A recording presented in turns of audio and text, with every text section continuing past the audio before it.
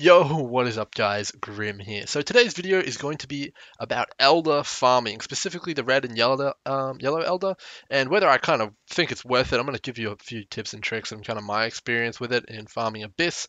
And I also wanted to address a few things which people had questions about in the Abyss League, which I didn't get around to making videos for. Namely, what happened to my Blade Vortex character and why I didn't make a guide on it.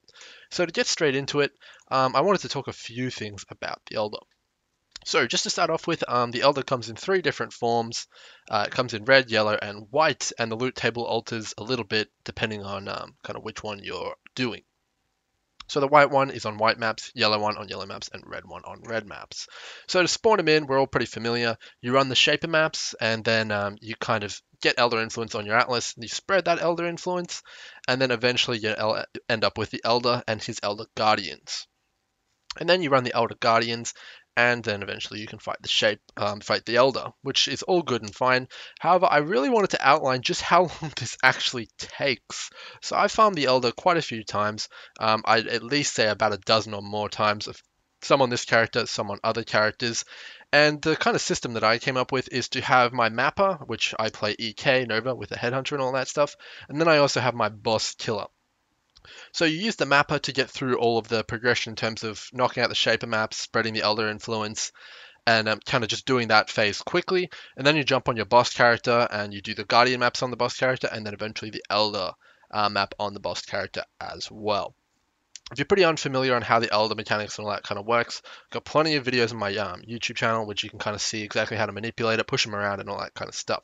But we're just going to be talking about farming them and kind of the guardians in this map. In this video, sorry. So I guess everyone wants to know, is it worth it? Is it worth it to farm the Elder?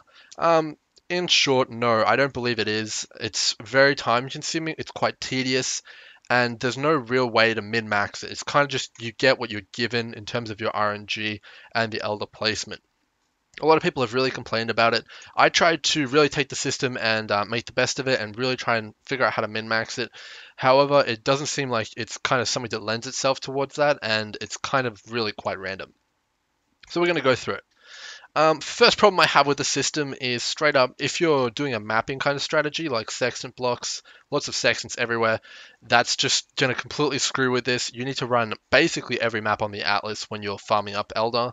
You're going to have to move the influence around places and expand it in different directions, and that's definitely 110% going to interfere with sextant blocks and just sextants in general. So it already makes you choose between farming the Elder and then mapping in a normal kind of strategy. So you already have to kind of go one way or the other, which is a big problem in my opinion. Not only that, but if you have any sort of semblance of a shaped Atlas strategy, like you haven't got any T13s or 14s or 15s completed, if a guardian spawns on one of those and then you kill the guardian to continue farming the elder, it's going to complete that map, which then increases the cost of running the elder, which is normally quite low, to 3 red sextants every time a guardian lands on a red map, which is very frustrating. I think it would be a lot more viable to run elder if that wasn't the case and it didn't complete the map for running a elder guardian.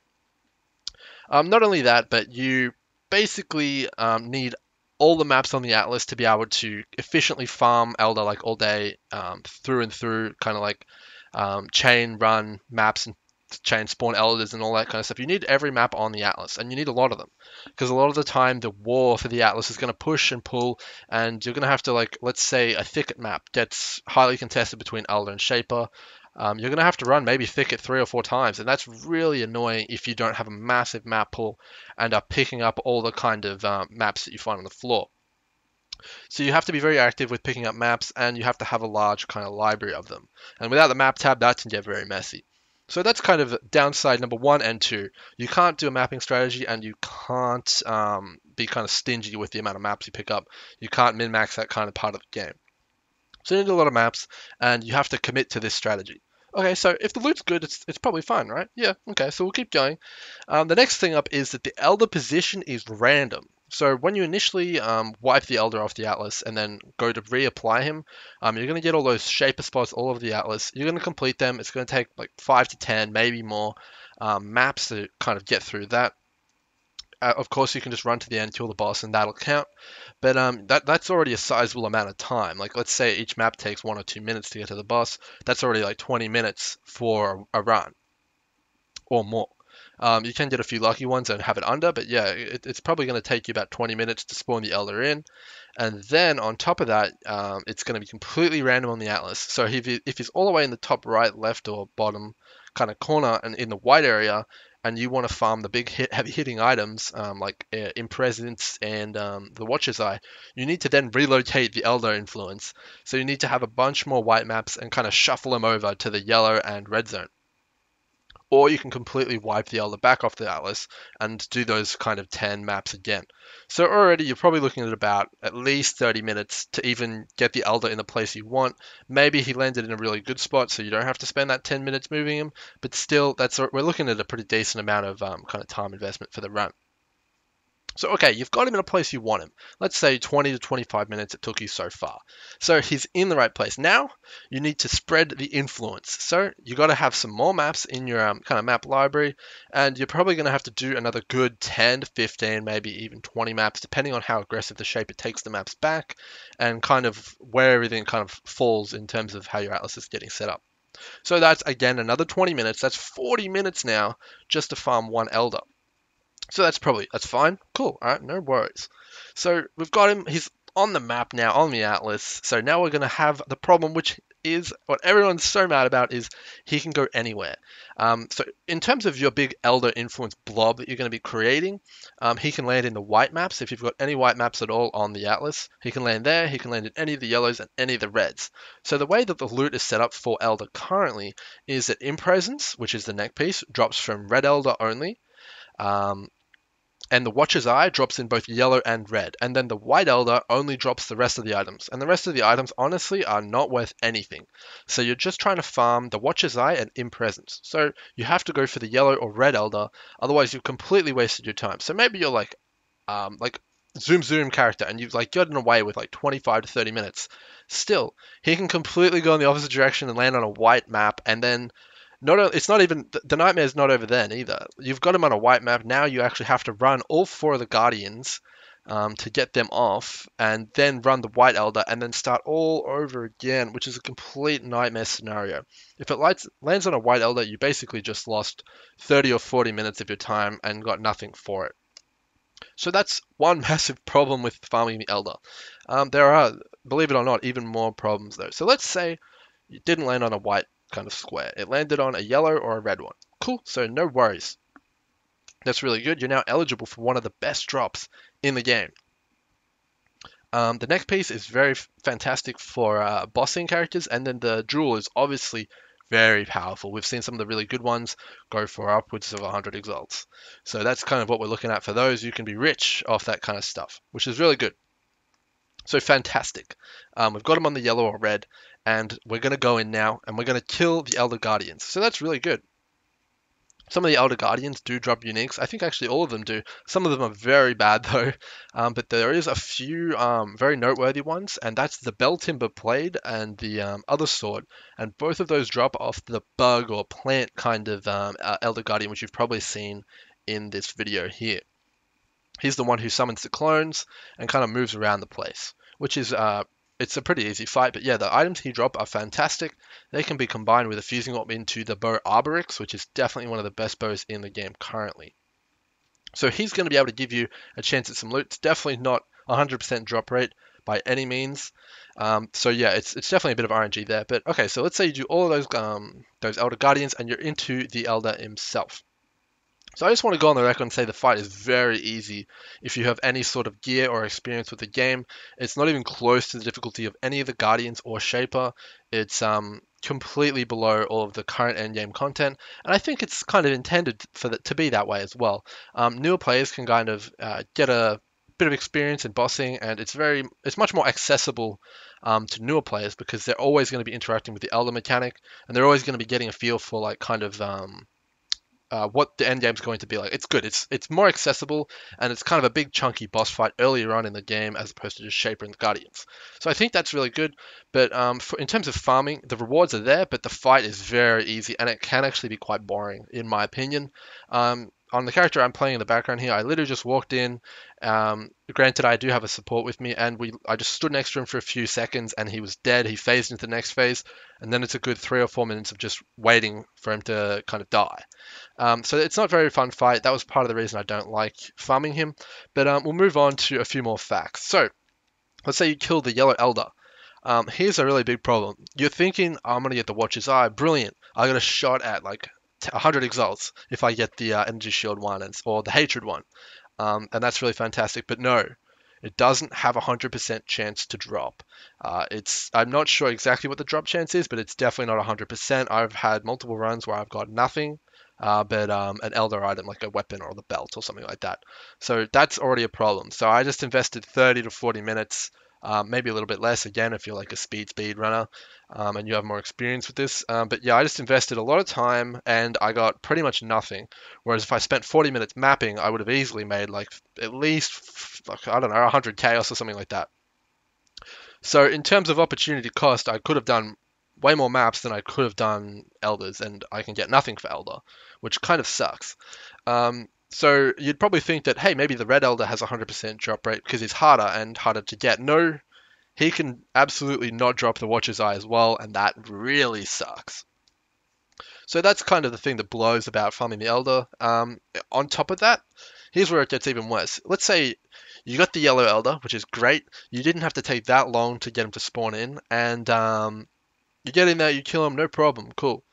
And he drops the Watcher's Eye. Fantastic, finally I got one. And then you identify it, and it's complete garbage. I would compare the chance of getting a good one easily to basically identifying a good jewel worth a couple exalts. It feels very similar. Like, I guess they're both jewels. I guess it makes sense that they'd feel similar. But yeah, it's very difficult to get a good Watcher's Eye. A lot of the combinations that come with garbage. Most of the mods are not very good. There's only a very few specific ones that are worth money, and that's really a bit of a kick in the guts when you finally get through like farming 1 or 2 or maybe even 3 elders. You finally get the jewel to drop, and then it's just complete garbage, and that is absolutely not uncommon. So okay, that sucks, and I mean, the reward's there, but the risk is there as well. Maybe if you farm the Red Elder, in presence is going to kind of make it a little bit worth it. Well, for starters, getting the Red Elder is not an easy task. It's very difficult to force the Red Elder onto obviously the red maps to spawn because it's just very difficult to push him into the red maps. If you actually look at how the Atlas is set up, it's actually set up so that the red maps are not connected. They connect only to yellow maps and then to the next set of red maps. They're not all interconnected. So to get the Elder exclusively on red maps is actually kind of, I think, almost impossible. Well, it's very difficult, if not impossible. So that's a problem. And then again, you're basically sabotaging any attempt at mapping you've got because you can't do the kind of shaped atlas strategies. So that's kind of a bit unfortunate, and it kind of is a bit annoying. So that's kind of like the real kick in the guts there, that the Red Elder is so hard to get, and also that the Watcher's Eye isn't even a 100% chance to drop. Anyway, moving on to the Watcher's Eye. So the Watcher's Eye is a very good item. It's fantastic. It's very cool as well. And there's a lot of demand for them. They do fetch a very high price, even right now, late in the league, which is pretty cool. Wow, I'm going low in this video. But the problem is that there's 5 different variants, and they each have a different kind of price tag associated with them. So again, more RNG. It's the same as the Watcher's Eye. You're either going to get a good one or a bad one, and it's going to be a roll of the dice. Like, you can get, I think the physical one's the highest pricing one, either that or the Chaos, and you can get a lot of money from farming the Red Elder, but you can also get, I think the cold one is the worst one to get, and it's worth like 10 Chaos. So again, it's basically like rolling the dice. If I was going to compare the Red Elder farming to something, it would be farming Doctor cards in Burial Chambers. And even then, I think that farming Doctor cards in Burial Chambers is far more consistent because you're getting something for your time. You're going to be getting currency returns, and then getting the big Doctor drop is kind of just like the gravy. Here, if you don't actually get a big drop, you're getting nothing at all. Like, I've farmed for a good 2 or 3 hours and made no currency at all, and just kind of wasted my time a lot of the time. And you do have to invest currency to, like, I mean, it's not a lot, but you do have to get the maps. So you do need to kind of sometimes buy them, especially the red maps if you don't have them. Like I don't personally have core. Like, I don't get any of those either. So I have to buy those every time I want to use it as part of my kind of strategy in unlocking the Elder. So there's a lot of kind of annoying stuff that is involved with farming the Elder. It's very tedious, it's very luck based, and you can definitely get wrecked by kind of RNG. So that's kind of my opinion. To sum it all up, do I think Elder is worth farming? Absolutely not. I don't think it's worth farming at all. However, the less people that farm it, the more the items are going to be in demand and more that they're going to be worth. So I guess if you don't mind kind of cranking that lever on the slot machine and seeing if you can get lucky, then you can make a lot of money. Similar to kind of farming doctor cards, it's just all about how lucky you get. It's entirely possible that you farm Yellow Elder once and you get the jewel, the Energy Shield Hatred one or something like that, and you become rich. But it's very unlikely. If you look at kind of the odds of it, it's super duper low. So if you're going to farm Elder, here is what I would suggest. You want to basically carry people. You want to say, I'll farm your Elder or clear it off your Atlas for free, but I get the loot. That's what everyone's kind of doing right now. That's kind of the meta behind farming Elder, because the fight is fairly difficult for newer players or less geared characters. So you can find a lot of people who are looking for Elder service, so to speak. So you can do it that way, and I think that's the only way which is entirely worth it. Because that way you can completely get rid of the whole getting him to spawn on your Atlas and all that wasted time, and you can cut straight to killing the boss. And that's really where it becomes very lucrative. So that's my approach to kind of farming Elder. I personally won't be doing it, but I do think there's money to be made if you can kind of do Elder service and just pick up all the loot that way. So moving on, I did want to kind of talk about Blade Vortex and what you've been seeing in the background here. And it is quite effective. It does do a lot of damage. However, I kind of want to talk through why I stopped playing it. So the purpose behind this character was to farm the Elder. It was this new exciting boss that came out, and a lot of people were saying it was really hard on Reddit, and the drops were insane. So I wanted to get a piece of that action. So me and my support, Nath, kind of made a couple builds to work together. I was going to go Blade Vortex, and he was going to go Guardian support. From what we'd read on Reddit, that he hit very hard and was extremely kind of difficult.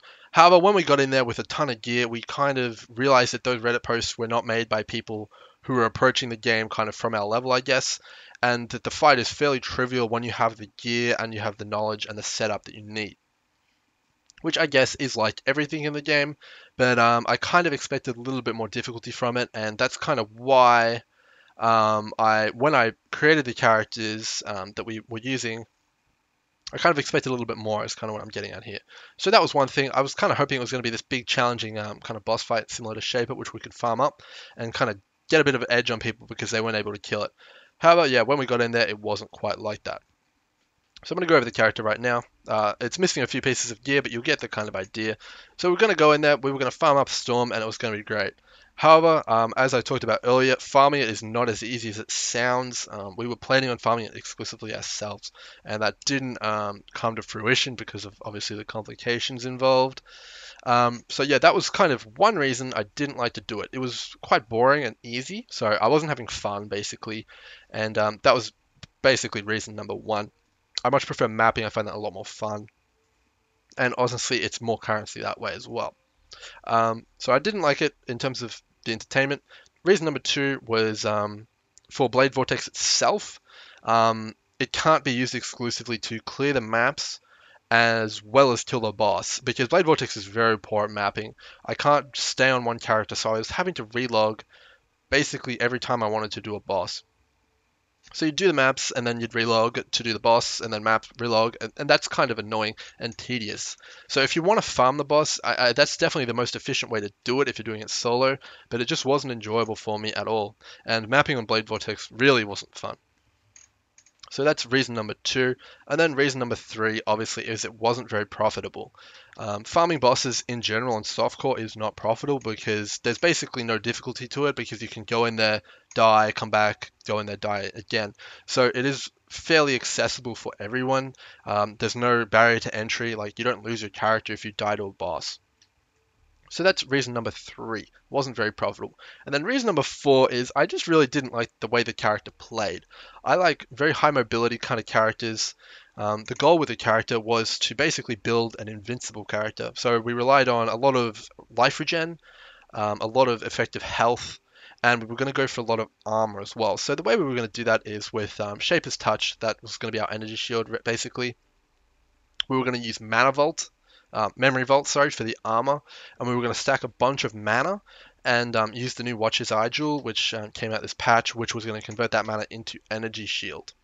The plan was to go Inquisitor. However, in hindsight, I should have gone Guardian because you can't get enough regeneration just as Inquisitor to face tank everything. I believe on Shaper, we definitely noticed that. You can't tank a slam and regenerate straight away unless you're Guardian. The next thing is, by going Inquisitor, obviously you sacrifice a lot of defense, and when you're playing a bosser, you really do need that defense. Like, without being Guardian, when I took a big hit, I wasn't getting up quick enough to, like, kind of be able to take the next hit. So regeneration, I wouldn't do that again unless I was playing Guardian. If you're going anything but a regeneration tank like Guardian, you need to go Life Leech.